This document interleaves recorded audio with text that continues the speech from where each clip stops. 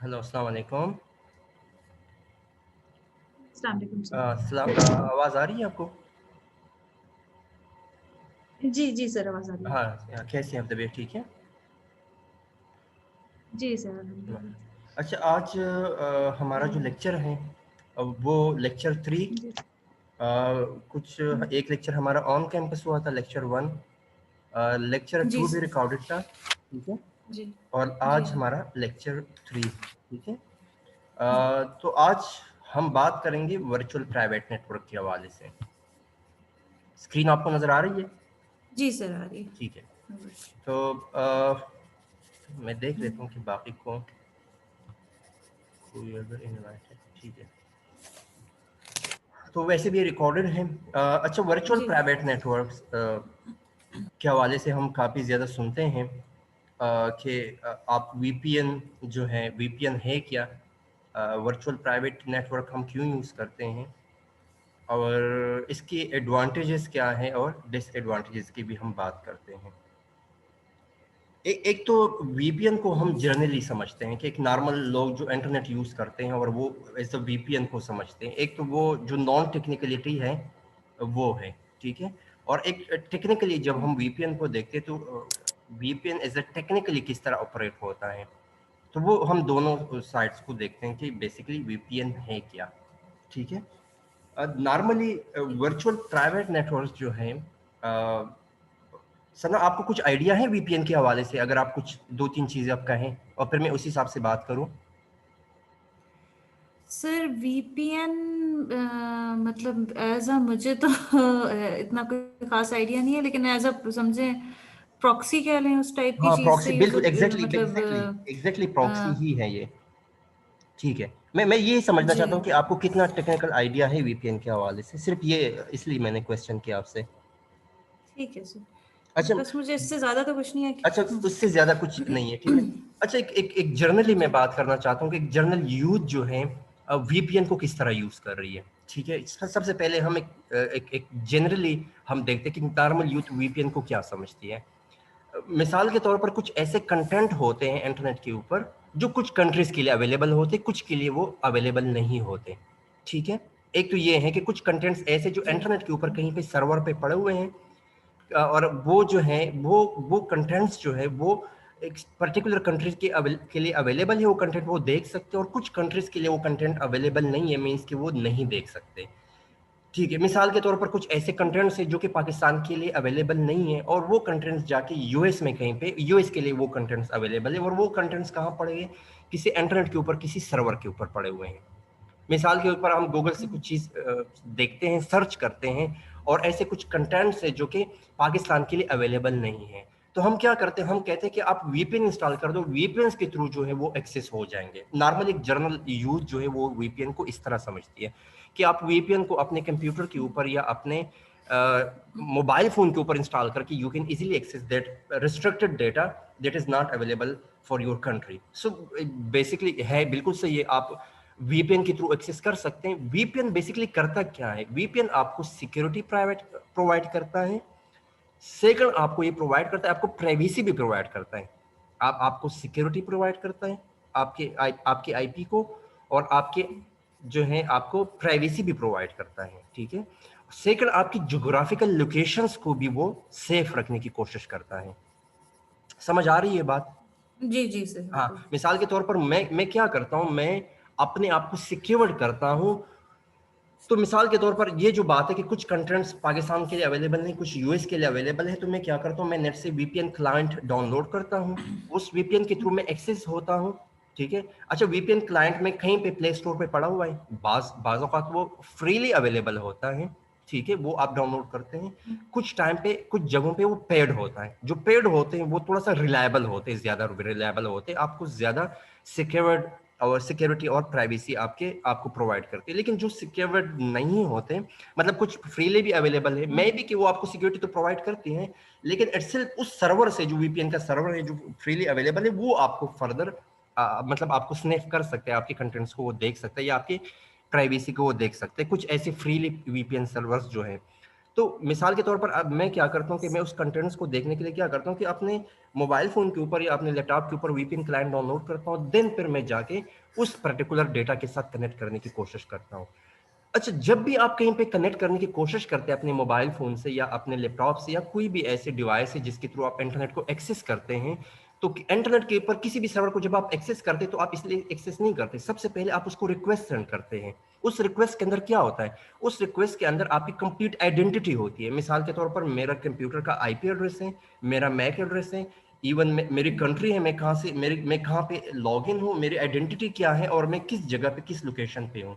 तो उस सर्वर को जब मैं रिक्वेस्ट करता हूँ तो वो सर्वर जब देखता है कि हाँ ये तो पाकिस्तान से, तो इसके लिए कंटेंट अवेलेबल नहीं है, तो मुझे वहां पे शो करता है the contents are not available for you. ठीक है, एक जर्नल सी बात है जो कि मैं थोड़ा सा ना, एक जर्नल से फिर मैं टेक्निकल साइड पे आता हूँ। तो वो वीपीएन सर्वर जब इंस्टॉल करते तो जी हमारी रिक्वेस्ट जो है सबसे पहले क्या करते हैं, वीपीएन सर्वर के पास जाती है और वीपीएन सर्वर मेरी आइडेंटिटी को छुपा देती है, टनलिंग मुझे प्रोवाइड करती है, मुझे सिक्योरिटी प्रोवाइड करती है। और वो सर्वर जो है, जो जिस जगह पे मैं कंटेंट शो कर रहा हूँ, वो ये समझता है कि मेरी लोकेशन कहीं उस कंट्री में है जहाँ पे वो कंटेंट्स अवेलेबल है, और फर्दर वो मेरी रिक्वेस्ट को जो है वो अप्रूव करती है, एंड देन वी अच्छा, कैन गेट दैट ठीक है, पर्टिकुलर डेटा। समझ आ गया?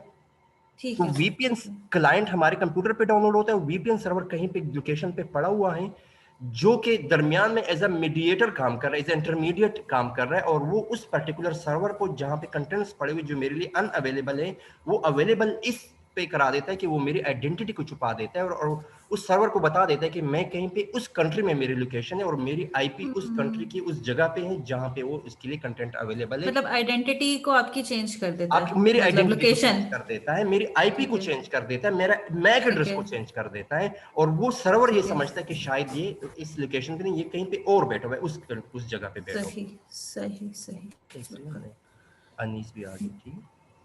जी। अच्छा अनीस, आप सुन सकते हैं मुझे?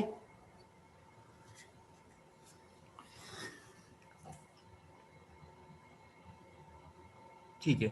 तो एक वीपीएन सर्वर ने ये काम किया कि मेरी आइडेंटिटी को जो है इनकैप्सुलेट किया, ठीक है, और मुझे मुझे शो किया कि वहां पे मेरी अवेलेबिलिटी है जिस कंट्री के लिए वो अवेलेबल है। तो एक तो एक जर्नल सी टर्म है जो कि आम लोग समझते हैं, मैं वो चीजें थोड़ा सा ना, मैं आ रहा हूँ टेक्निकलिटी की तरफ आ रहा हूँ ताकि मैं थोड़ा सा बेस प्रोवाइड करूँ।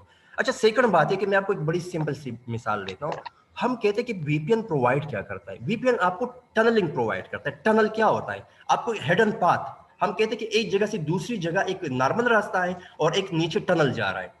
तो वो टनल क्या होता है, आपको वो प्रोवाइड करता है, आपके डेटा को एक टनल के थ्रू आप गुजारते हैं। इट मीन्स कि वो नॉर्मल पाथ से नहीं है बल्कि एक टनल के थ्रू गुजरते हुए जा रहा है उस लोकेशन की तरफ। तो आपको बाहर की दुनिया, आपके पब्लिक नेटवर्क के ऊपर आपको कोई बंदा आइडेंटिफाई नहीं कर सकता। आगे समझ बात? जी सर। ठीक है। एक और मैं बात आपको ये बताता चलूं कि लेट सपोज मैं जो हूँ, एक और मैं थोड़ा सा आपको एग्जांपल के थ्रू समझाना चाहता हूँ कि मिसाल के तौर पर मैं कनेक्टेड हूँ इस्लामाबाद के अंदर, मेरी लोकेशन है, मैं इस्लामाबाद से अभी ऑनलाइन हूँ और आपके साथ मैं ऑनलाइन लेक्चर दे रहा हूँ। ठीक है। अच्छा, मैं जिस राउटर के साथ कनेक्टेड हूँ अपने घर के अंदर, मैं जिस राउटर के साथ कनेक्टेड हूँ, पीटीसीएल का राउटर है जिसके थ्रू मैं कनेक्टेड हूँ। अब ये पीडीसीएल का राउटर जो मेरे घर में लगा हुआ है और मैं उसको रिक्वेस्ट दे रहा हूँ, ठीक है, यहाँ से मैं इंटरनेट पे आपके साथ मैं कम्युनिकेट कर रहा हूँ। तो ये जो आईएसपी है, जिस इंटरनेट सर्विस प्रोवाइडर है, जो पीडीसीएल वाले, उनको पता है कि मैं किस आईपी पे आपके साथ कम्युनिकेट कर रहा हूँ।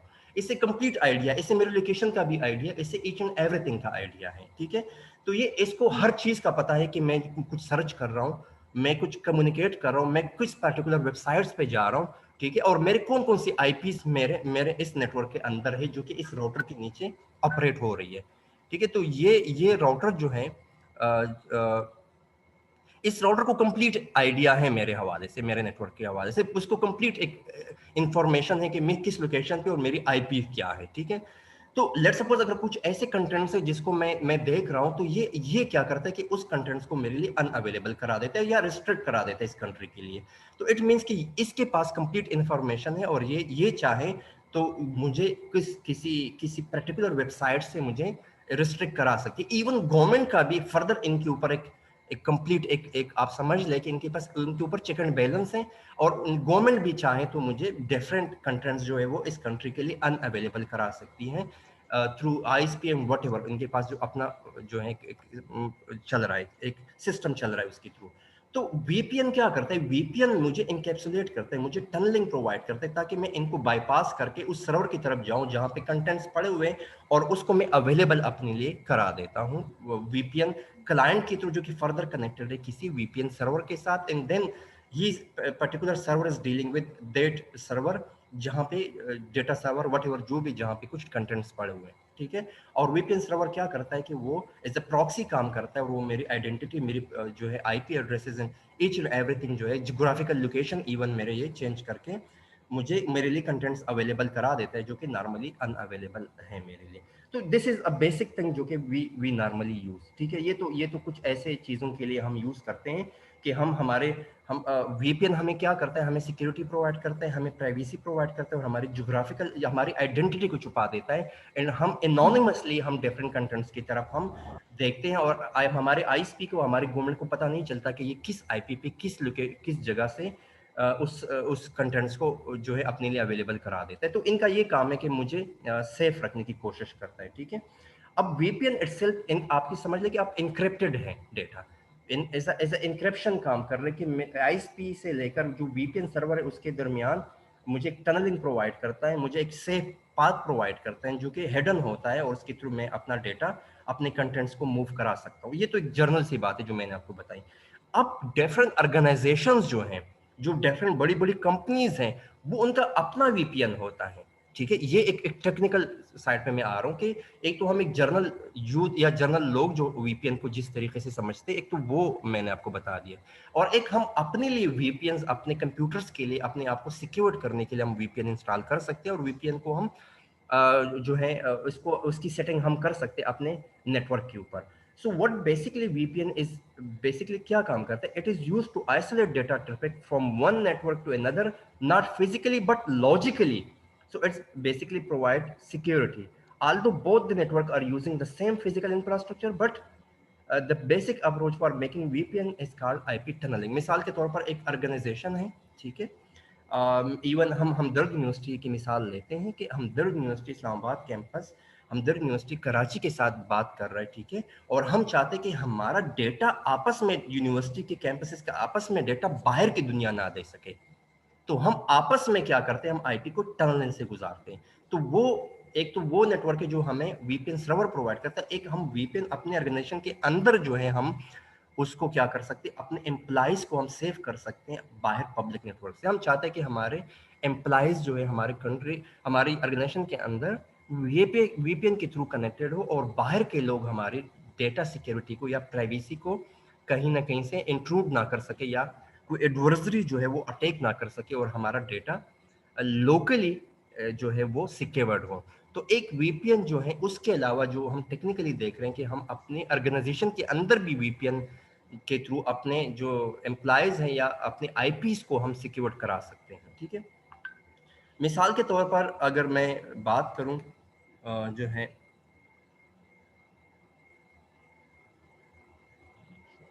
ठीक है, अब देखिए कि मिसाल के तौर पर मेरे पास एक जो है एक ऑर्गेनाइजेशन है, और उसमें दो जो है प्राइवेट नेटवर्क हैं, ठीक है, एक एक्स है एक वाई है, ठीक है। तो इन दोनों को जो फिजिकली एक एक ही नेटवर्क है, फिजिकली एक ही इंफ्रास्ट्रक्चर के साथ कनेक्टेड, या हम कहते हैं कि फिजिकली एक ही बिल्डिंग के अंदर है दोनों, ठीक है। एक अपर के बिल्डिंग है, एक नीचे के लोअर फ्लोर पे है। अब दोनों को हम क्या करते हैं, हम वीपीएन करते हैं, और हम कहते हैं कि ऊपर के एम्प्लॉयज नीचे के एम्प्लॉयज को डेटा जो है हम उसको टनलिंग प्रोवाइड करें, और डेटा आपस में सिक्योरली मूव हो, तो वो बेसिकली हम प्रोवाइड कर सकते हैं। So what we do, we combine both for the work, हम दोनों प्रोवाइड करते हैं, और दोनों के थ्रू जो है टनलिंग हम प्रोवाइड करते हैं। के का डेटा एम और एल, इस देखिए इसमें डेटा क्या है, के एम एल है, दूसरे में आपके पास जो नोड्स है वो ए सी बी है। अब देखिए डेटा के से एल और एम की तरफ जा रहा है, और ए बी सी को आइडिया नहीं है, although they are physically connected, they are physically on the same locations, but still using VPN they are हम कंसिडर कर सकते हैं कि दे आर डिफरेंट नेटवर्क्स। तो हम वीपीएन को अपने ऑर्गेनाइजेशन के अंदर जो है भी अप्लाई कर सकते हैं, मतलब वहां पे अप्लाई कर सकते हैं, वी कैन प्रोवाइड जो है हम इनको सिक्योरिटी और प्राइवेसी अपने नेटवर्क को थ्रू वीपीएन प्रोवाइड कर सकते हैं, ठीक है। अब मिसाल के तौर पर वीपीएन काम किस तरह करता है। मैंने पहले बताया कि वीपीएन काम करता है आईपी टनलिंग के थ्रू। What basically IP tunneling is, ठीक है। अब हमने ये कहा कि आईपी टनलिंग क्या कहते हैं। टनलिंग मींस कि आपको एक टनल प्रोवाइड करना, जस्ट एक बेसिक सा कंसेप्ट है कि आपको एक हेड एंड पाथ प्रोवाइड करना from one location to another location. तो मिसाल के तौर पर हमारे पास है एक आईपी मल्टीकास्ट है, हमदर्द यूनिवर्सिटी, और वो कनेक्ट होना चाहते हैं हमदर्द कराची के साथ, लेट सपोज, ठीक है। एक हमारा यहाँ पे कोई प्राइवेट नेटवर्क है आईपी, और यहाँ पे एक दूसरा आईपी नेटवर्क है। जिस तरह हमने देखा था कि आईपी टनलिंग बेसिकली करता क्या है, it's basically add additional header with the IP header for VPN. ये क्या करता है कि आपको एक एक्स्ट्रा आईपी, आपके आईपी के साथ एक आईपी हेडर एक एक्स्ट्रा लगा देता है आपकी आईपी हेडर के साथ। जो आपकी ओरिजिनल आईपी है, जो आप किसी नेटवर्क का यूज कर रहे हो, उसके साथ एक डिफरेंट आईपी आपके साथ ऐड कर देती है। And this is the reason for passing data traffic from the same organization but different network isolatedly without merging them. So through IP tunneling, you add extension gradually with the IP. मिसाल के तौर पर router, जिस तरह हमें पता है कि IP वर्जन 4 के अंदर राउटर डोंट सपोर्ट मल्टीकास्टिंग। हम मल्टीकास्टिंग नॉर्मली काम नहीं करता। हमने पहले पढ़ा था कि IP वर्जन 4 के ऊपर मल्टीकास्टिंग काम नहीं करता। देखिए, यूनिकास्टिंग मीन के एक नोड दूसरे नोड को जो है डेटा ट्रांसमिट कर रहा है, सो वो यूनिकास्टिंग।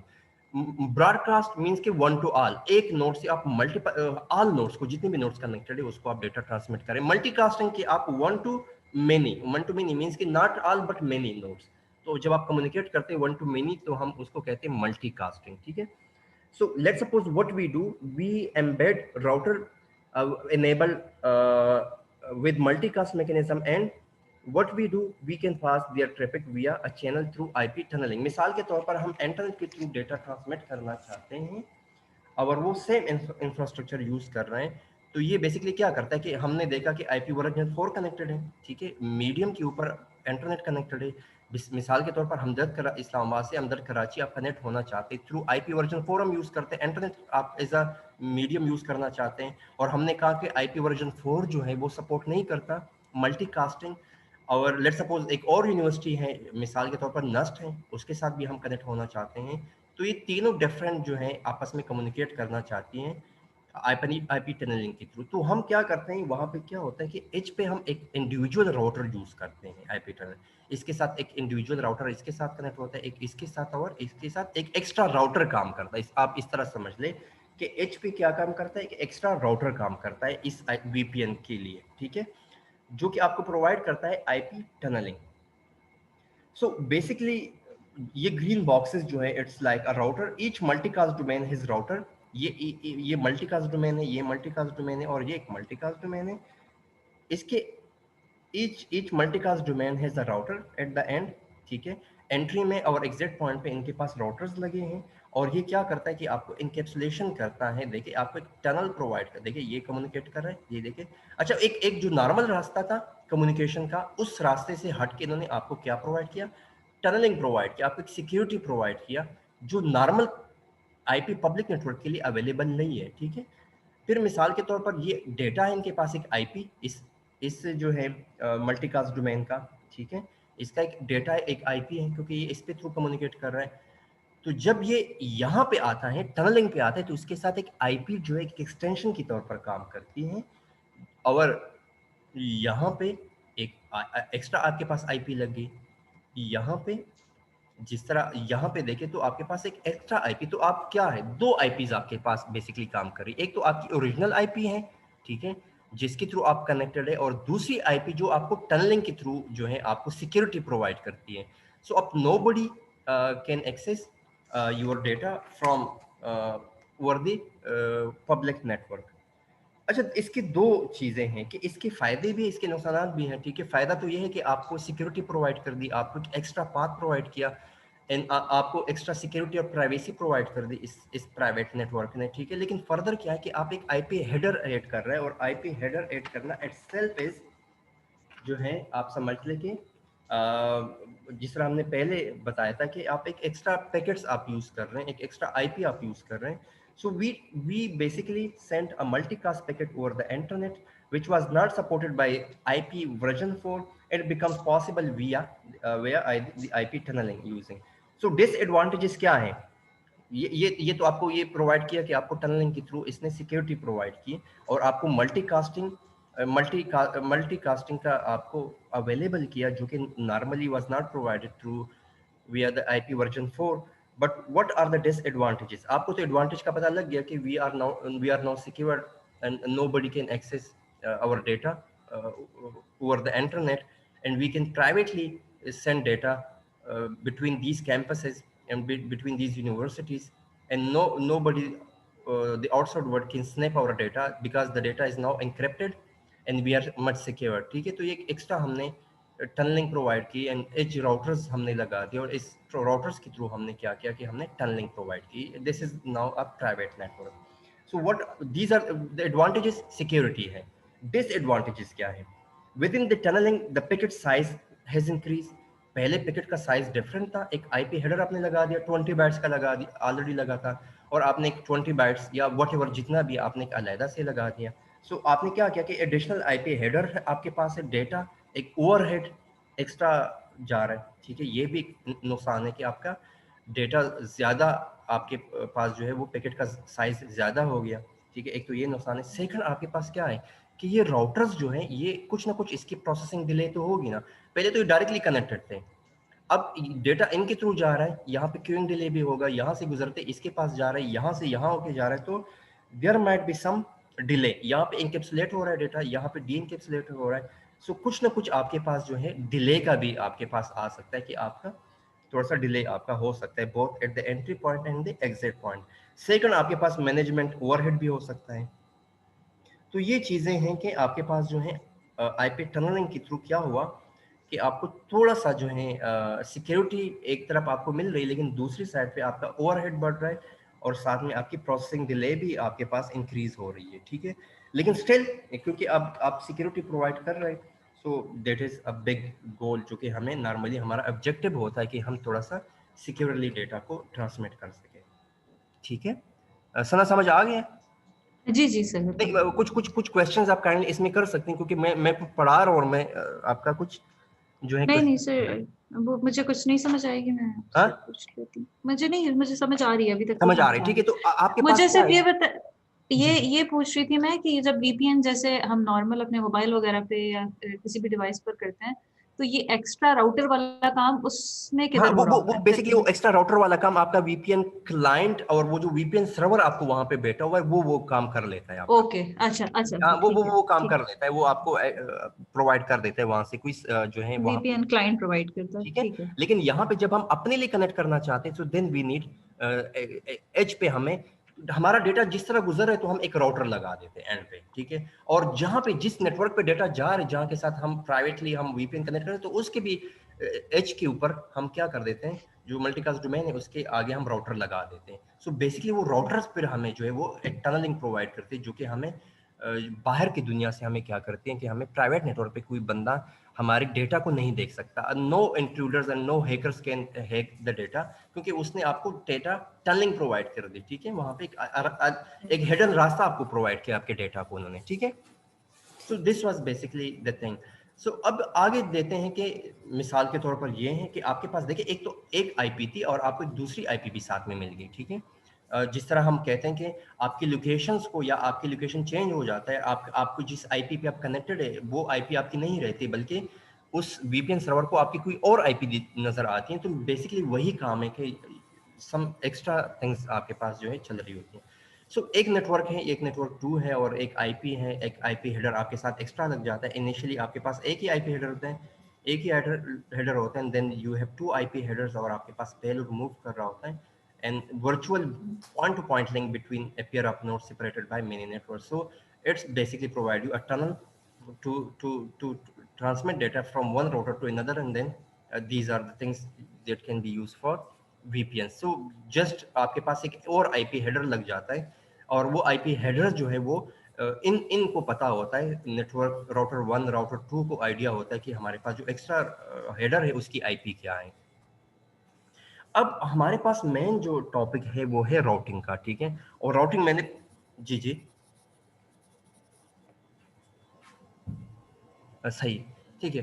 तो अब जो है मेन हमारा जो इस कोर्स का जो मेन कंसेप्ट है वो वीपीएन के बाद, हम वीपीएन को फिर बाद में भी देखेंगे, हमारे पास आएंगे, वो बेसिक कंसेप्ट था तो आपको क्लियर करने के लिए हमने स्टार्ट किया। तो इस कोर्स का जो मेन थीम है एडवांस कंप्यूटर नेटवर्क्स में, मैं पहले राउटिंग पढ़ा चुका हूँ, लेकिन मैं थोड़ा सा लाइटली इन लोगों को मैंने राउटिंग का आइडिया दिया था। अब राउटिंग को हम थोड़ा सा डिटेल के साथ पढ़ेंगे, और राउटिंग की जितनी एल्गोरिथम्स यूज होते हैं उसको हम डिटेल्स के साथ पढ़ेंगे कि राउटिंग एल्गोरिथम्स जो हैं या राउटिंग प्रोटोकॉल्स जो हैं वो किस बेस पे और किस तरह काम करते हैं। मिसाल के तौर पर आपको यहाँ पे एक एक नज़र आ रहा है कि एक आपके पास जो है कुछ लोकेशंस आपको नज़र आ रही हैं, ठीक है। अगर एक स्ट्रेंजर कहीं पे किसी से पूछे, मिसाल के तौर पर कहीं पे भी पूछे, मतलब इस लोकेशन पे, इस्लामाबाद के लोकेशन पे, और वो कहता है कि मैंने कहाँ जाना है, मैंने एयरपोर्ट जाना है, मिसाल के तौर पर यहाँ पे एयरपोर्ट की तरफ उसने मूव करना है इस लोकेशन से, इस्लामाबाद की इस लोकेशन की तरफ। तो इसके लिए आने के लिए इसके पास मल्टीपल रास्ते हैं। वो इस रास्ते से भी मूव करके एयरपोर्ट पे जा सकता है, इस रास्ते फैजाबाद के थ्रू भी जा सकता है, या रोल डैम के थ्रू किसी और मल्टीपल रास्तों से वो एयरपोर्ट की तरफ जा सकते हैं। मिसाल के तौर पर आपने क्या करना है, आपने कॉमसेट यूनिवर्सिटी आना है और आपने बहरिया टाउन से आना है, वट एवर आपकी लोकेशन कहीं पे भी है, ठीक है। तो you have multiple path to come to COMSATS universities में, मीन्स कि आप कहीं पे कोई पिशावर रोड वाली साइड से या कासिम मार्केट वाले राइट से, या फिर मल्टीपल रास्तों से गुजरते हुए यहाँ पे आ सकती है। आप कहीं पे उस शख्सिजात वाली तरामली चौक से कनापुल की साइड पे मूव करके आप वहां जा सकते हैं। So you have multiple path, ठीक है, to come to COMSATS Islamabad और from COMSATS to Bahria Town. So आपके पास मल्टीपल पाथ हैं। तो नेटवर्क के ऊपर जब आप डेटा सेंड करते हैं, बिल्कुल सेम थीम फॉलो होता है कि जब डेटा एक लोकेशन से दूसरी लोकेशन पे मूव करता है तो there are multiple path to transmit the data. So finding the best possible path is called routing. So from one location, if you're transmitting data to another locations, and which path would be the most optimal path, or the shortest path we can say, or the most efficient path, that is called routing. Routing कहाँ पे काम करते हैं, ये network layer पे है, और routing जो है वो काम जो है वो राउटर ही परफॉर्म करता है। राउटर बेसिकली राउटिंग परफॉर्म करता है, और राउटिंग जो है वो बेसिकली नेटवर्क लेयर का ही काम है, ठीक है। समझ आ गया राउटिंग का कंसेप्ट? जी जी सर, ये कर रहा है मिसाल के तौर बेसिकली, पर एक प्रोवाइड कर रहा है सबसे शॉर्टेस्ट और एफिशिएंट जो आपका पाथ है पाथ है फ्रॉम सोर्स टू उस। डेस्टिनेशन, दैट इज कॉल्ड ठीक है, राउटिंग, ठीक है। ठीक है। मिसाल के तौर पर मैं इस्लामाबाद के अंदर हूँ और मैंने कोई ईमेल सेंड करना है कहीं पे यूएस के अंदर या कनाडा के अंदर। सो यहाँ से कनाडा जाने के लिए there might be on the internet, there might be thousands से ज्यादा राउटर्स होंगे जो मेरा डेटा वहां से गुजरते हुए, मल्टीपल पास होंगे हजारों के पास। तो उन पाथ से गुजरते हुए मेरे सोर्स से, इस जगह से, इस्लामाबाद से उस लोकेशन तक मल्टीपल पाथ हैं, और किस पाथ के ऊपर मैं डेटा ट्रांसमिट करूंगा, तो उसमें जो शॉर्टेस्ट पाथ है, जिसको शॉर्टेस्ट पाथ को हम एफिशिएंट पाथ भी कह सकते हैं या मोस्ट ऑप्टिमल पाथ भी कह सकते हैं, उसको हम राउटिंग कहते हैं। और राउटर के ऊपर ये, नेटवर्क के ऊपर या इंटरनेट के ऊपर राउटिंग का फिनोमिना अप्लाई होता है जब भी आप डेटा ट्रांसमिट करते हैं। लेकिन एक बड़ा कम्प्लेक्स प्रॉब्लम है राउटिंग जो है, इट्सेल्फ बड़ा कम्प्लेक्स प्रॉब्लम है। लोग एमएस के अंदर और पीएचडी के ऊपर राउटिंग के ऊपर अपनी पीएचडी की थीसिस या एमएस की थीसिस सिर्फ इस राउटिंग प्रॉब्लम को सॉल्व करने के लिए वो यूज करते हैं, इसके ऊपर वो थीसिस लिखते हैं और अपना राउटिंग एल्गोरिथम्स डिजाइन करते हैं, ठीक है। ये इतना बड़ा कम्प्लेक्स प्रॉब्लम है एक जो है नेटवर्क लेयर पे, ठीक है। अब मिसाल के तौर पर जब आप डेटा एक लोकेशन से दूसरी लोकेशन ट्रांसमिट करना चाहती हैं, तो मैंने कहा था कि कनेक्शनलेस नेटवर्क है इंटरनेट, ठीक है। आपके पास एक पाथ जो है वो एक एक एक डेटा जो एक लोकेशन से मल्टीपल पाथ के ऊपर मल्टीपल पाथ पे मूव करता है, ठीक है। ये भी हो सकता है कि एक पाथ एक टाइम पे डिस्कनेक्ट हो जाए।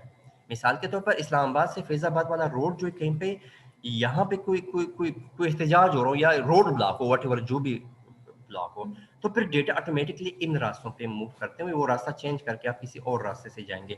तो ये बेसिकली इंटरनेट के ऊपर भी यही होता है। मिसाल के तौर पर कोई लिंक डाउन है, कोई राउटर काम नहीं कर रहा, कोई पाथ मिसिंग है, या वहां पे कोई कोई कोई और इशू है वहां पे, सो हमारे लिए डायनामिकली उस डेटा के लिए कोई और पाथ चूज करना, ठीक है, और उस पाथ को चेंज करना डायनामिकली, दैट इज वो फिर कौन काम करते हैं, वो राउटिंग प्रोटोकॉल्स या प्रोटोकॉल्स काम करती है, और उस प्रोटोकॉल की बिहाइंड जो है उस कुछ एल्गोरिथम्स काम करते हैं, ठीक है।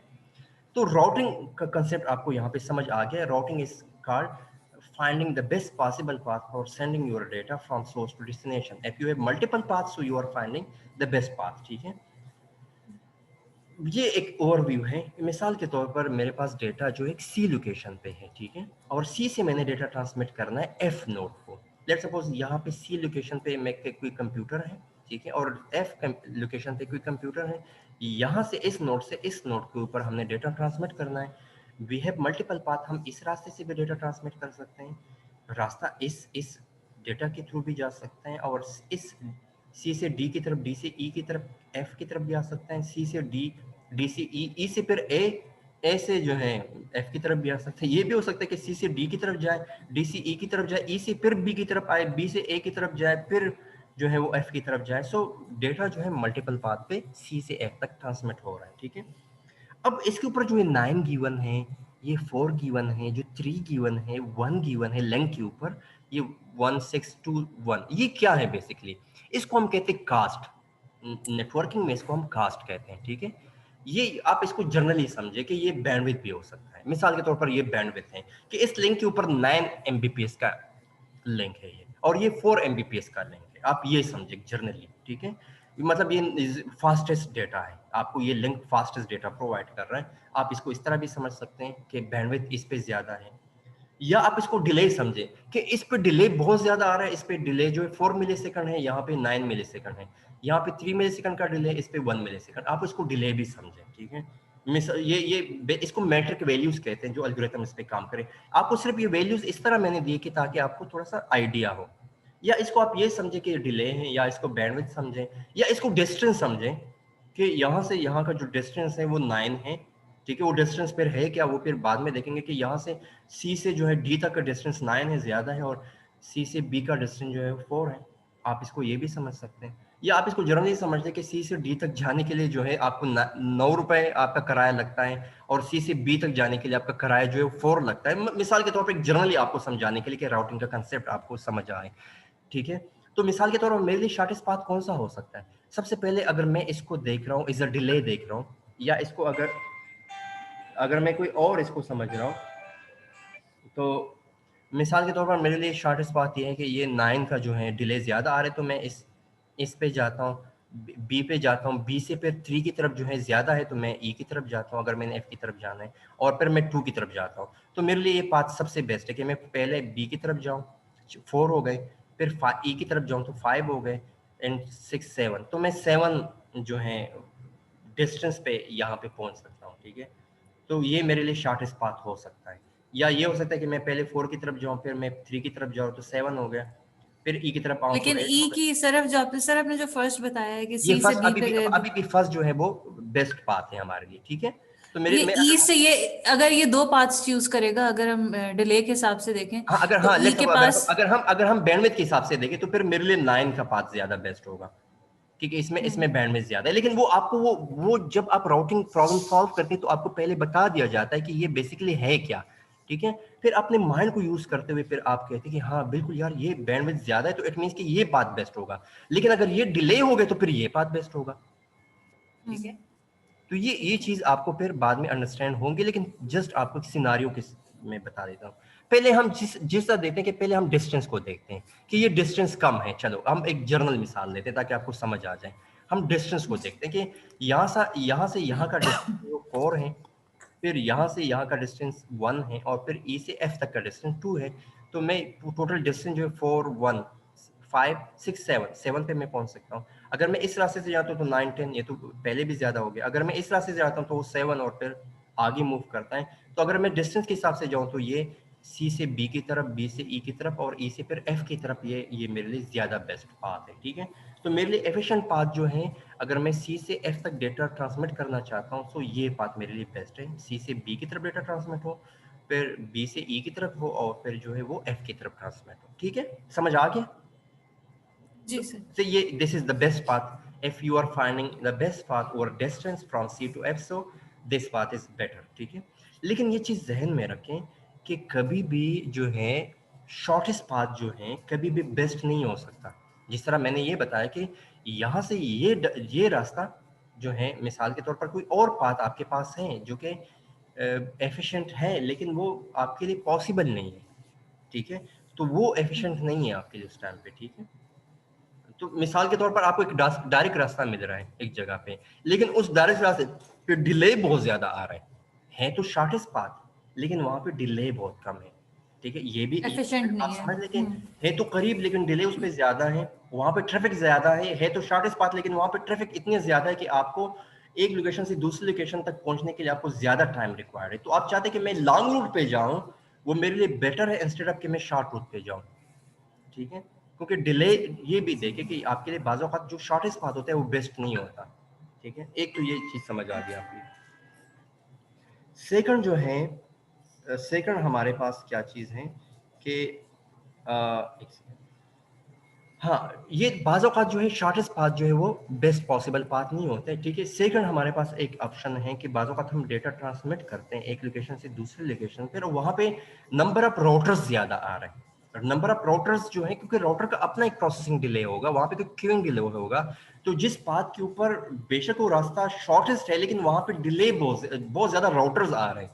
तो जब राउटर्स ज़्यादा आएंगे ऑटोमेटिकली वहाँ पे डिले ज़्यादा होगा। डिस्टेंस तो कम है, लेकिन number of nodes, intermediate nodes जो ज्यादा है या नंबर ऑफ राउटर्स ज्यादा है, तो ऑटोमेटिकली वो ज्यादा होगा। मिसाल के तौर पर आप एक रास्ते पे जा रहे हैं, वहां पे जो है चेक पोस्टें बहुत ज्यादा आ रही हैं और हर जगह पे आपको रुकना पड़ता है।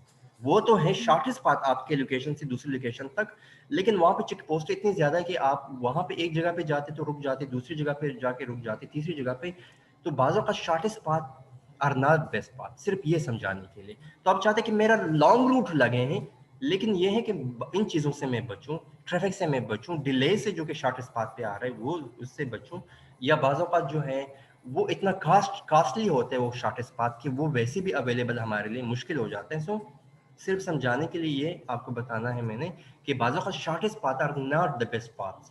सो वो आपके आपके रिक्वायरमेंट्स के ऊपर डिपेंड करता है कि आपके लिए शॉर्टेस्ट पाथ कौन सा होना चाहिए, ठीक है। समझ आ गई ये बात? जी जी सर। ठीक है। अब हमारे पास राउटिंग गोल्स क्या है? जब हमने राउटिंग गोल्स, हमारे पास क्या चीज़ है? राउटिंग गोल्स हमारे पास सबसे पहले कि हमारे पास मैट्रिक बेस्ट पाथ हो, ठीक है। बेशक शॉर्टेस्ट पाथ ना हो, हम बेस्ट पाथ हमारे लिए ज़्यादा बेहतर है, या ऑप्टिमल पाथ हम इसको कह दें। अच्छा, चेंजेस अकर्स हो, मिसाल के तौर पर अगर एक रूट जो है, एक आइडियल सिनेरियो मेरे पास राउटिंग की क्या हो सकती है? अगर मैंने सी से एफ तक डेटा ट्रांसमिट करना है और कहीं पे जो ये मेरा बेस्ट पाथ है, ये बेस्ट पाथ यहाँ पे कहीं लिंक डाउन हो जाए, ये 4 जो है ये बी से ई तक का लिंक डाउन हो जाए, तो फिर तो ये बेस्ट पाथ मेरे लिए नहीं रहेगा।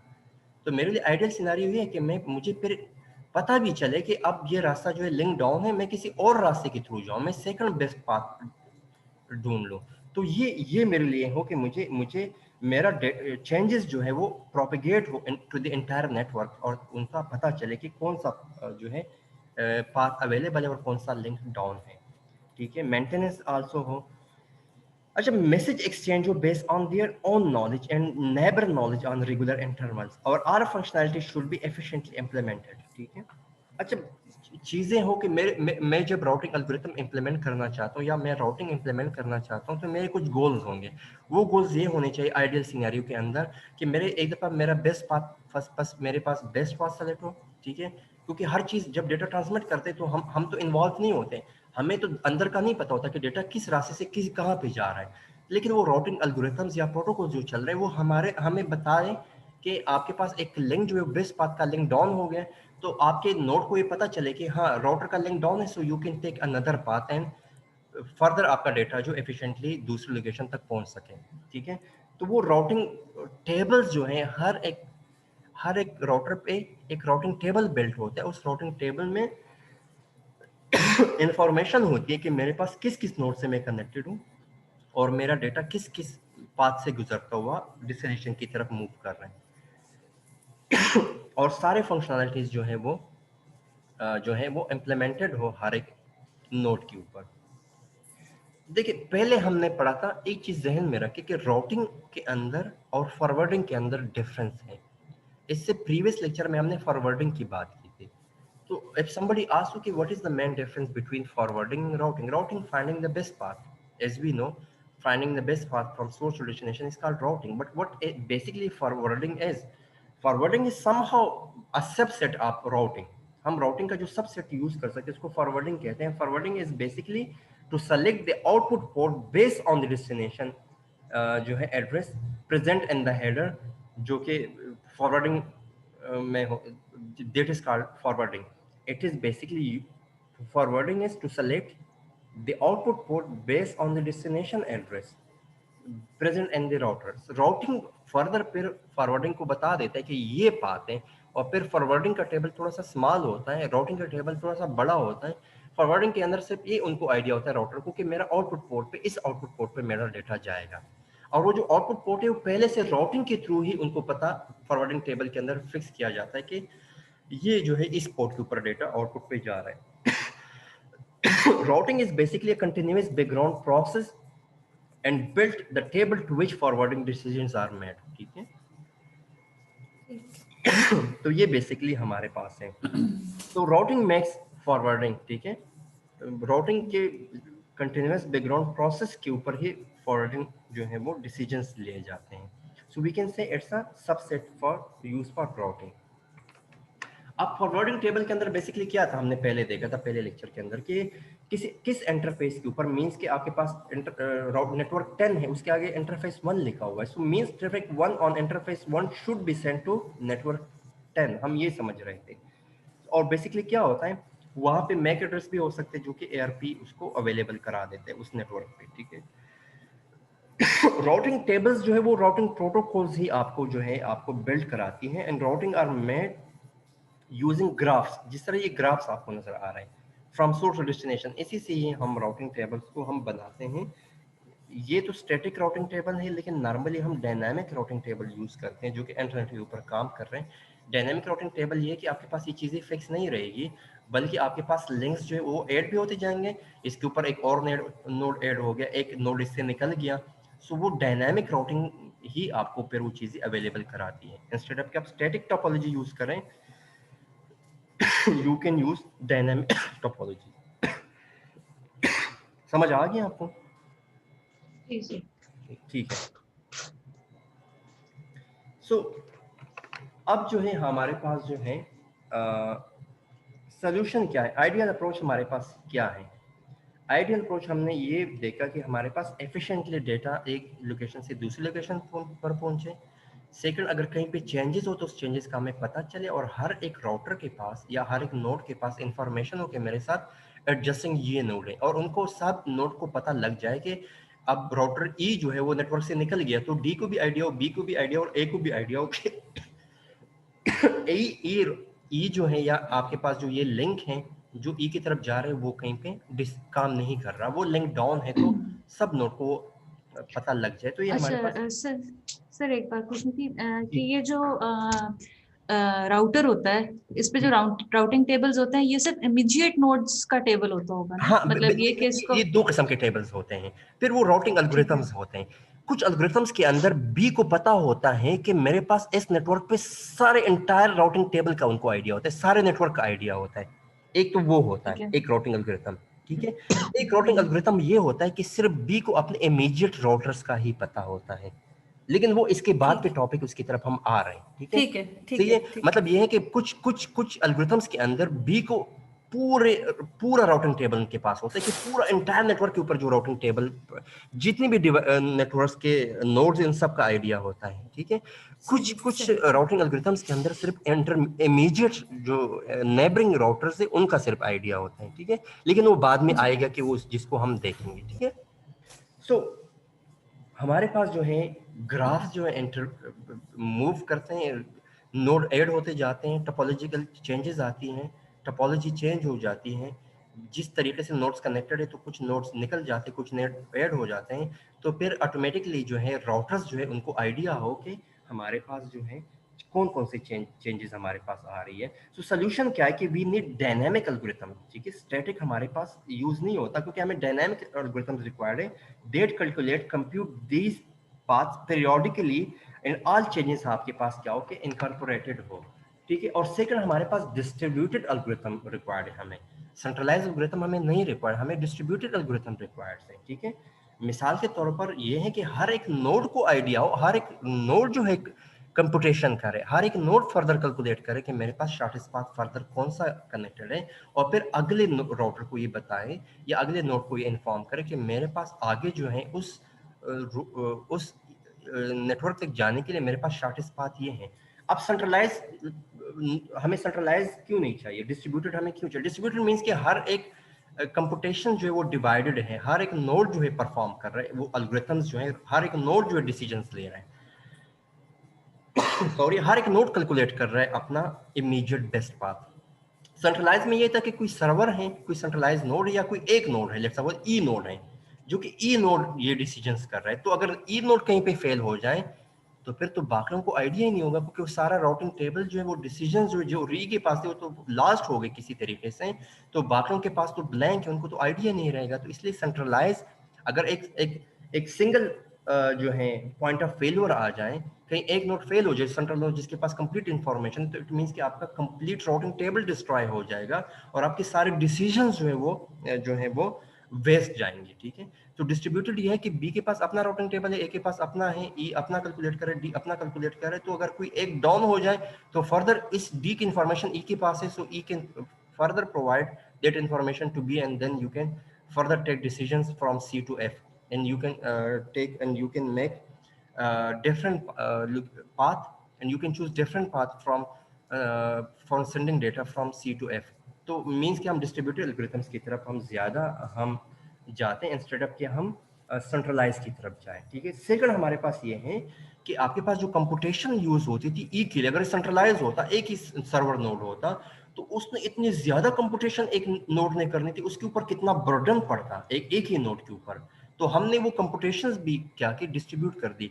अब ए के ऊपर कंप्यूटेशन थोड़ी सी कम है, क्योंकि उसके पास अपने कुछ ही नोड्स कनेक्टेड होंगे, बी के पास अपने कुछ नोड्स कनेक्टेड होंगे, और वो जो राउटिंग एल्गोरिथम्स हैं, वो जो राउटिंग एल्गोरिथम है उसकी रन हो रही होगी, और वो अपने नेबरिंग नोड्स जो है वो बेस्ट पाथ कैलकुलेट कर रहे होंगे। अगर ई होता सेंट्रल नोड, तो फिर क्या होता कि पूरी राउटिंग टेबल ई ही जो है बेस्ट पाथ सेलेक्ट करते हैं फर्दर, तो एक के ऊपर वो कंप्यूटेशनल कास्ट जो है काफी ज्यादा बढ़ जाता।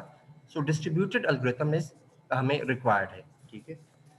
तो every net should calculate and send to other. Second बात ये है कि हमारे पास एक ऐसा एल्गोरिथम हमें चाहिए कि अगर कोई पाथ हमारे पास लास्ट हो या कोई पाथ हमारे पास फेल हो, तो हर एक नोड कुछ टाइम इंटरवल के बाद अपने साथ इंफॉर्मेशन शेयर कर सके। हम कुछ ऐसे एल्गोरिथम हमें रिक्वायर्ड है, मतलब 3 मिली सेकंड के बाद या 2 मिली सेकंड के बाद हम ले लेते, या 1 सेकंड के बाद जो है ई जो है बताए, डी को खुद से बताए, खुद अपने आप से एडवर्टाइज करे, बिना पूछे बताए डी को कि मेरे पास जो ये नोड निकल गया और ये नोड मेरे पास आ गया, और राउटिंग टेबल अपडेट होते जाए। डी के पास जो है routing table, let suppose D से ई निकल गया किसी तरीके से, ठीक है, या एफ निकल गया, ई लेट्स सपोज ए जो डाउन हो गया, ई जो है डी को बताए कि ए डाउन हो गया, तो डी के अंदर जो राउटिंग की एंट्री थी कि ए इस इंटरफेस पे या इस नेटवर्क पे कनेक्टेड है और इसका ये जो है इसके आईपी एड्रेस है, तो ए अगर लास्ट हो गया तो डी ई उसको बताए कि हाँ ए जो है डाउन है, तो डी जो अपने राउटिंग टेबल से ए नोड की एंट्री निकाल दे, ठीक है। तो इसके ऊपर जो डिसीजन आए तो वो ए पाथ को चूज कभी भी ना करे, वो बताए कि हाँ ए जो है वो डाउन है। तो बेसिकली क्या है कि पीरियोडिक अपडेट्स जो है स्पेसिफिक इंटरवल के बाद आपस में नोट शेयर कर सके। तो हमें एक ऐसा एल्गोरिथम रिक्वायर्ड है, समझ आ गया? जी जी सर। एक टाइम इंटरवल के बाद, एक स्पेसिफिक टाइम इंटरवल के बाद हर एक नोड दूसरे नोड को बताए कि मेरे पास जो नेबरिंग पे जो नोड कनेक्टेड है वो जो डाउन हो रहे हैं, उसका या कोई नोड ऐड हो रहे हैं, या कोई और शॉर्टेस्ट पाथ आ रहा है, या कोई नोड निकल रहा है, कोई लिंक डाउन हो रहा है, तो वो सारे जो आपस में वो शेयर कर सके, एक पीरियोडिक अपडेट्स एक दूसरे के साथ। अपना राउटिंग टेबल अपडेट, मतलब अपना राउटिंग टेबल अपडेट हाँ, कर विद इन मिली सेकंड जो है राउटिंग टेबल अपडेट हो, क्योंकि ये तो बड़ा मिनिमम टाइम के लिए जो है वो डेटा राउटिंग टेबल अपडेट हो और उसी पे डिसीजंस फर्दर हो सके। मिसाल के तौर पर आपने इस चीज से एफ तक डेटा ट्रांसमिट करना चाहो और कहीं पे ई नोड जो है वो डाउन हो गया, टू लिंक जो है डाउन हो गया, तो वो उसी टाइम पे जब बी की तरफ डेटा मूव आता है तो ई उसे बता दे कि हाँ ये डेटा डाउन है, so you can take alternate path and you can transmit the data. लेकिन वो इतना मिनिमम टाइम होता है कि वो हमें हमें जब हम डेटा सेंड कर देते हो हमें पता नहीं चलता कि वो कितना टाइम लिया, लेकिन इसकी बिहाइंड द स्क्रीन वो सारा कुछ कैलकुलेशंस जो है वो हो रही होती है, ठीक है। तो डिस्ट्रीब्यूटेड एल्गोरिथम्स का ये एक फायदा है कि हर एक नोड कुछ ना कुछ कंप्यूटेशन जो है वो आपस में राउटिंग टेबल शेयर कर रहा होता है, इंस्टेड ऑफ कि वो सेंट्रलाइज नोड पे एक ही जगह से सारा डेटा हम फिच कर रहे हैं, तो हम वो डिवाइड कर देते हैं, हर एक नोड को हम वो जो है उनको ये ऑटोनोमस बना देते हैं कि वो खुद ये काम कर सकें। तो हमें हमारे लिए ऐसे एल्गोरिथम्स हमें रिक्वायर्ड हैं जो कि ये डिसीजंस हमारे पास ले सके। अब यहाँ पे अगर आप देखें कि जो है राउटिंग एल्गोरिथम्स हमारे पास है कौन कौन से, ठीक है। तो मिसाल के तौर पर जो है यहाँ पे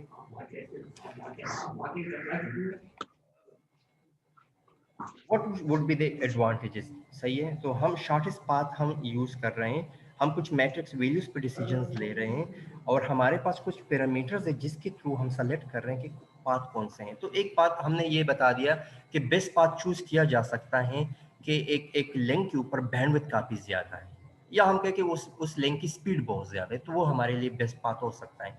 तो अगर लिंक की स्पीड बहुत ज्यादा है, वो दूर भी है, उसकी उसकी डिस्टेंस जोग्राफिकल लोकेशन दूर भी है, लेकिन उसकी स्पीड इतनी ज्यादा है तो फास्टली वो डेटा मूव कर सकता है। मिसाल के तौर पर मोटरवे की मिसाल ले ले कि वहाँ पे जो है व्हीकल्स जो है या गाड़ियाँ कार जो स्पीड से जाती है और आपके पास कोई दरमियान में कुछ हर्डल्स नहीं आते और इतने ज्यादा टूल प्लाजे नहीं आते, अगर लॉन्ग रूट भी है लेकिन आप इजीली वहाँ पे एक्सेस कर सकते हैं। तो समटाइम्स आपके पास ये होता है कि आप डिसीजंस लेते हैं कि आपके पास वहाँ पे बैंडविड्थ ज्यादा हो, कहीं कहीं पे आप डिसीजंस लेते हैं कि नंबर ऑफ हॉप काउंट कम हो, मतलब सी से एफ तक डेटा जाए, दरमियान में नंबर ऑफ राउटर्स कम आए, ये भी बेस्ट पाथ हो सकता है। वो राउटिंग एल्गोरिथम्स ही डिसीजंस लेता है, वो आपके ऊपर वो राउटिंग एल्गोरिथम जो डिफरेंट राउटर्स हैं जो हमने प्रोटोकॉल्स बनाए, हर एक प्रोटोकॉल की अपनी पर्पस है।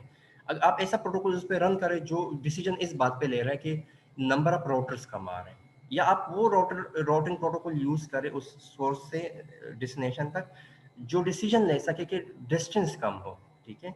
या आप वो राउटिंग एल्गोरिथम्स प्रोटोकॉल्स या एल्गोरिथम्स आप यूज करें या चूज करें जो कि बेस्ट पाथ चूज कर रहे हैं मिनिमम डिले के ऊपर, कि उस पाथ के ऊपर डिले कम से कम हो।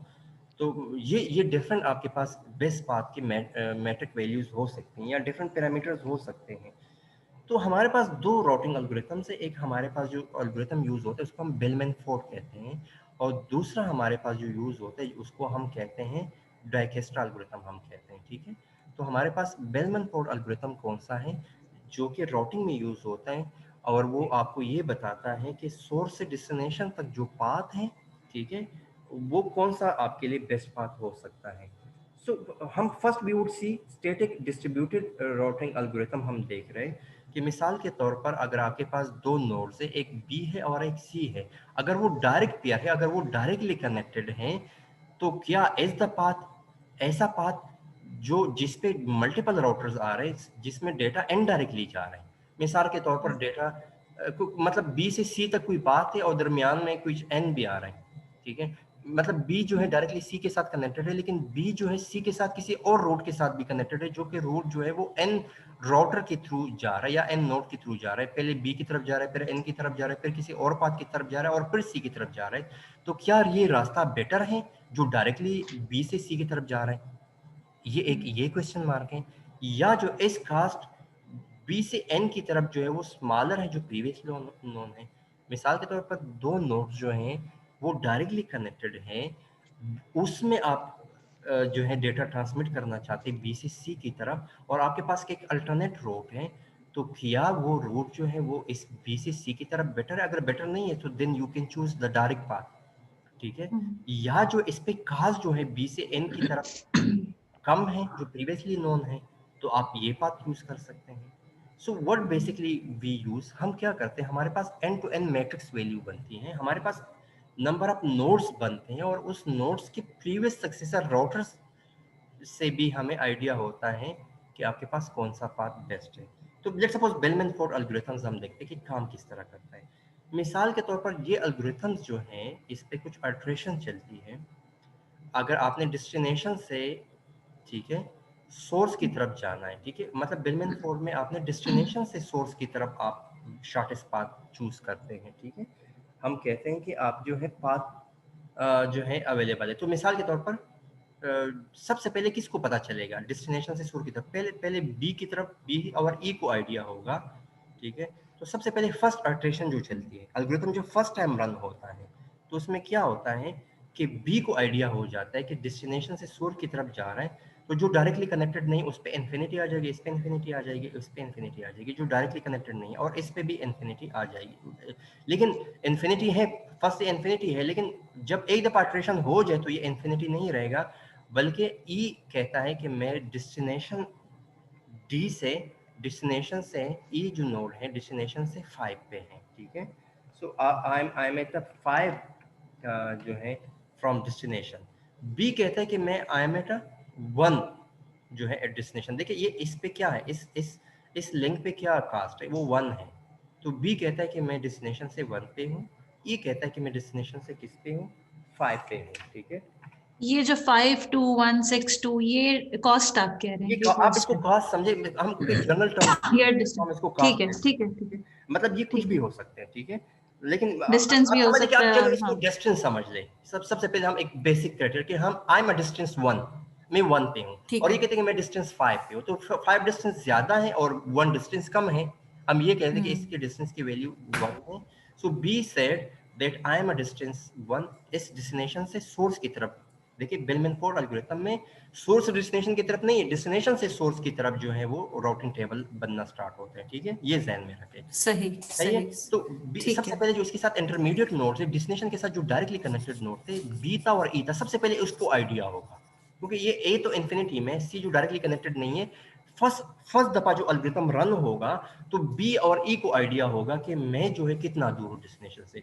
सो फर्स्ट इटरेशन के अंदर बी और ई जो है वो डायरेक्टली कनेक्टेड थे, तो ई ने बता दिया कि मैं डेस्टिनेशन से 5 डिस्टेंस पे हूँ, बी ने बता दिया कि मैं 1 डिस्टेंस पे। एक इटरेशन रन होगी। अब दूसरी इटरेशन, जिस तरह आप मेटलैब के अंदर जो है, जिस तरह हम ऑप्टिमाइजेशन टेक्निक पढ़ते थे और हम एक इटरेशन जो है वो रन करते थे, तो एक इटरेशन जी रन जी। हो गई तो उसने बेस्ट ठीक है। पाथ चले चूज सेलेक्ट कर दिया कि मैं, बी ने कहा कि मैं 5 पे हूँ और ई ने कहा कि मैं 1 पे हूँ। सेकंड दफा जो है, सेकंड टाइम जो इटरेशन रन हो गई, तो अब ए जो है बी के थ्रू अब आ सकता है, ठीक है। तो अब देखें, अब एक यहाँ पे देखें कि सेकंड टाइम पे डेस्टिनेशन जो है ये 5 पे था, और बी जो है बी ए ने कहा कि अब मैं जो है 3 पे हूँ। सेकंड इटरेशन के अंदर बी भी जो है, इसको बी को आइडिया हो गया कि मैं ए के थ्रू डेस्टिनेशन को जा सकता हूँ। बी भी ऐड हो गया सेकंड इटरेशन के अंदर। ठीक है। अब बी, पहले बी ऐड था, अब ए भी ऐड हो गया। बी ने फर्दर ठीक बता है। दिया डेस्टिनेशन को कि मेरे साथ जो कनेक्टेड नोड है वो ए है।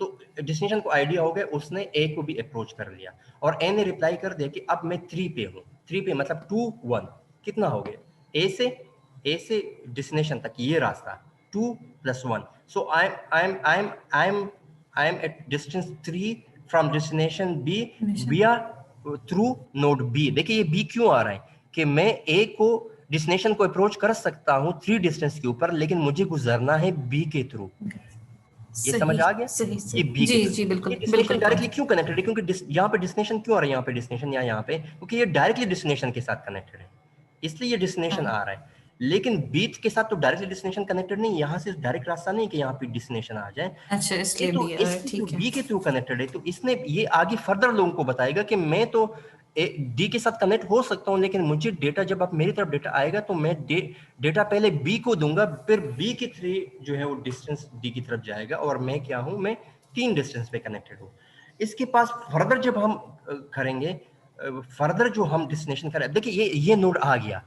देखिए इसके थ्रू अभी भी 5 रास्ता है, क्योंकि इसके थ्रू अभी अभी इस सेकंड इटरेशन के अंदर सिर्फ ए हमें पता चला है। अब थर्ड इटरेशन के थ्रू ई को ए के थ्रू भी आ सकता है। देखिए पहले अब ए के थ्रू नहीं आ सकता, क्योंकि ए अभी हमें पता चला है, लेकिन इसके थ्रू जब सेकंड इटरेशन चलेगा तो ई ने कह दिया कि मुझे तो एक और रास्ता भी मिल गया जो कि प्रीवियस से शॉर्टेस्ट पाथ है। अच्छा अच्छा अच्छा अच्छा ये अच्छा, देखें, सही थर्ड सही इटरेशन सही के अंदर बिल्कुल। देखिए इसने कहा कि मैं तो 1 पे अभी भी फास्टेस्ट पाथ मेरे लिए 1 है। ए ने बता दिया कि मेरे पास अभी भी शॉर्टेस्ट पाथ जो है वो 3 है दूसरे इटरेशन के अंदर। ये पहले जो 5 बता रहा था, अब वो कह रहा है कि मेरे पास तो एक न्यू रास्ता आ गया 4, जो कि ये डायरेक्ट रास्ते से बेहतर है। वो सही डायरेक्ट देखिए सही देखिए बिल्कुल। ए ने कह दिया कि हाँ मैं तो अब 4 डिस्टेंस पे कनेक्ट हो सकता हूँ डी के साथ, लेकिन मेरा रास्ता 1 2 3 4, मैं एक डेस्टिनेशन के साथ शॉर्टेस्ट पाथ पे कनेक्ट हो सकता हूं, लेकिन मैं डायरेक्टली नहीं कनेक्ट होऊंगा, बल्कि मैं डेटा पहले ए को सेंड करूंगा और ए के थ्रू मैं डी के साथ कनेक्ट हो सकता हूं। आगे समझ। अब जी। इसके बाद एक और इटरेशन जो चलेगी, सी भी, और ये जो सोर्स है और ये सी जो है ये भी एडवर्टाइज, देखिए सी ने बता दिया, जब ए आ गया तो सी ने बता दिया कि मैं तो डेस्टिनेशन के साथ कनेक्टेड हूँ 8 पे, ठीक है, ये भी साथ में, इसको भी ए जब पहले आया था तो डी को भी पता लग गया, सोर्स को भी पता लग गया कि मैं 8 के थ्रू कनेक्टेड हूँ, किस तरह, लेकिन मैं सी की तरफ जाऊंगा, 1 2 3 5 8, इसके लिए शॉर्टेस्ट पाथ ये 8 है 8। अगर वो इस रास्ते से ठीक है। जाता तो 6 7 8 9, तो ये रास्ता इसके लिए बेटर नहीं था, तो इसने कहा था कि हम्म, मेरे लिए शॉर्टेस्ट पाथ क्या है, फर्स्ट आइटरेशन के अंदर मैं इस रास्ते से के साथ जा सकता हूँ। और सी कह रहा है कि मैं 7 शॉर्टेस्ट पाथ है डेस्टिनेशन तक, लेकिन मुझे ई की तरफ जाना है, क्योंकि अगर ये इसकी तरफ जाता, फिर इसकी तरफ जाता, फिर इसकी तरफ जाता, फिर इसकी तरफ आता, तो मैं भी वो नेक्स्ट आइटरेशन के अंदर वो फाइंड होगा, ठीक है। अब नेक्स्ट आइटरेशन जब चलेगी तो देखिए हर एक के पास न्यू रास्ते आ गए, तो अब देखिए इसके पास अभी भी 4 जो है बेस्ट पाथ है, इसके पास कोई अल्टरनेट रूट नहीं है, इसके पास अभी प्रीवियसली नोड ही बेस्ट है, लेकिन इसने कह दिया कि जो पहले ई के साथ कनेक्टेड था अब इसके लिए एक और रास्ता आ गया ई के थ्रू।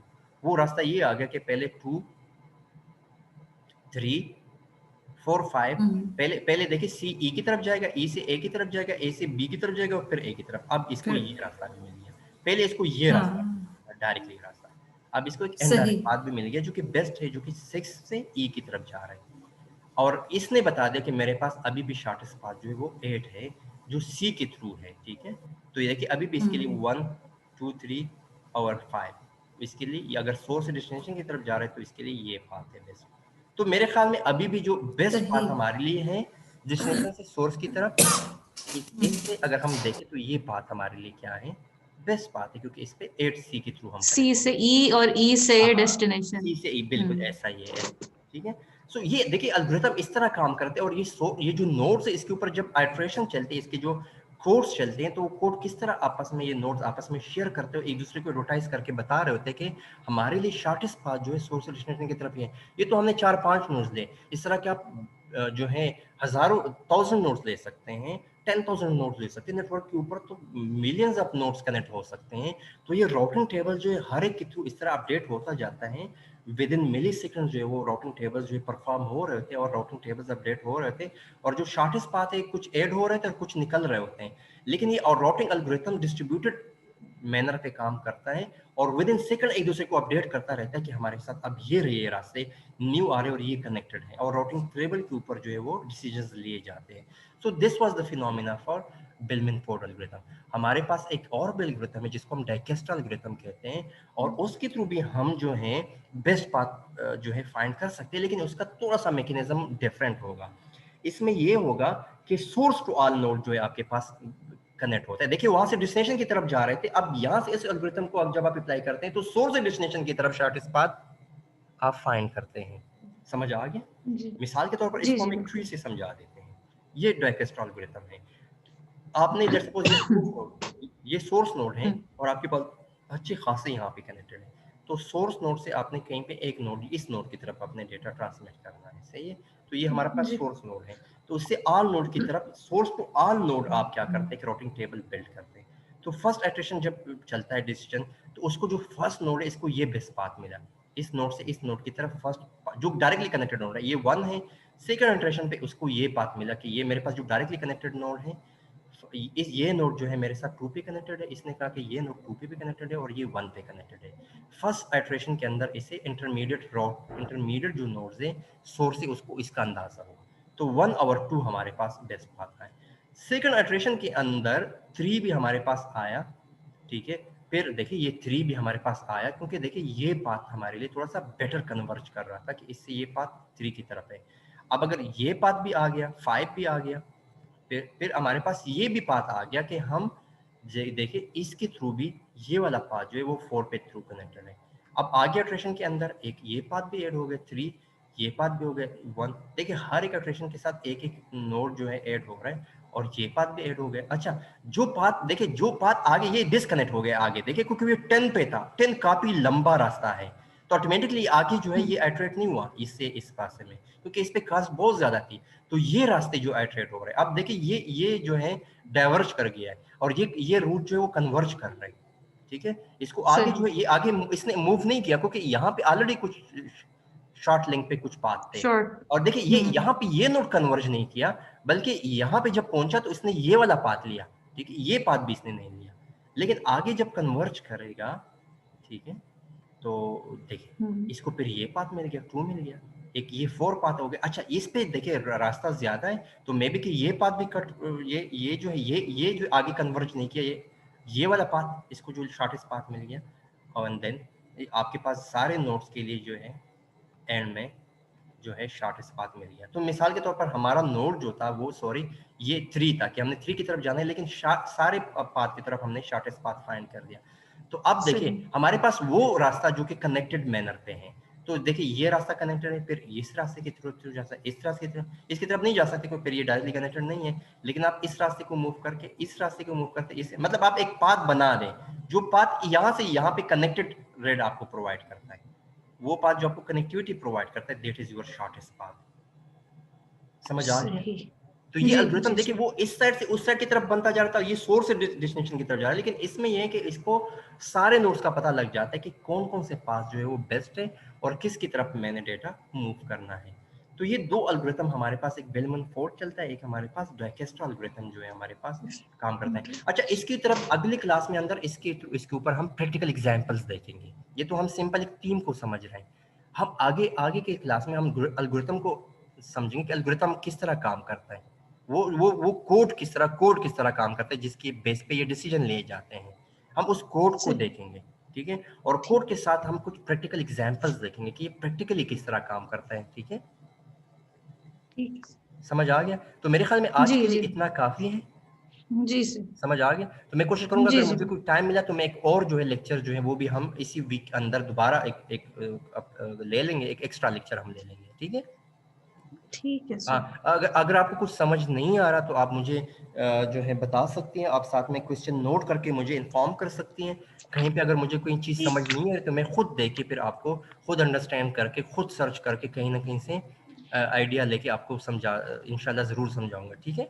कुछ ऐसी चीज़ें जो कि समझ आ रही होती, कुछ चीज़ें जो हमें ऑन स्पॉट समझ नहीं आ रही, लेकिन इंस्टेड जब हमें आप प्रॉब्लम जब क्वेश्चन जब आप रेस करती है तो इंस्टेड ऑफ हमें हमारी भी लर्निंग होती है, साथ में आपकी भी लर्निंग होती है हमारे साथ। बिल्कुल सर, ठीक है, तो जो भी क्वेश्चन है आप क्वेश्चंस कर सकती हैं, और क्योंकि मैं कोशिश करता हूँ कि मैं कंसेप्ट को बड़ी सिंपल तरीके से आपको समझा दूं। नहीं सर, मुझे वाकई मतलब मुझे काफी क्लियर है, मतलब सारी हाँ चीजें बिल्कुल, मोस्टली, इसलिए मैं लेकिन कोशिश करता हूँ कि मैं जितना भी सिंपलेस्ट लेवल पे आ सकता हूँ तो मैं कोशिश उसी लेवल पे ही करता हूँ, क्योंकि मैं ज्यादा टेक्निकल की तरफ ना जाऊँ। एक दफा आपका बेस बन जाए तो ऑटोमेटिकली फिर चीजें ऑटोमेटिकली अंडरस्टैंड होना स्टार्ट हो जाती हैं, फिर चीजें ऑटोमेटिकली जो है कंसेप्ट जो है वो फिर बनना स्टार्ट हो जाते हैं, ठीक है?